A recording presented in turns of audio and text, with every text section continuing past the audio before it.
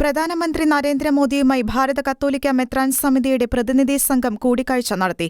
CBCI president archbishop Mar Andrews Thazhath, vice president bishop doctor Joseph Mar Thomas, secretary general most reverend doctor Anil Couto, deputy secretary general doctor Mathew Koickal എന്നിവരടങ്ങുന്ന പ്രതിനിധി സംഘമാണ് പ്രധാനമന്ത്രിയുമായി കൂടിക്കാഴ്ച നടത്തിയത്. തുടർച്ചയായി 3-ാം പ്രാവശ്യവും അധികാരത്തിലേറിയതിന് നരേന്ദ്രമോദിക്ക് അഭിനന്ദനങ്ങളും ആശംസകളും നേർന്ന മെത്രാൻ സമിതി രാജ്യത്തെ പടുത്തുയർത്താനുള്ള ഉദ്യമങ്ങളിൽ തങ്ങളുടെ പിന്തുണ അറിയിക്കുകയും ചെയ്തു.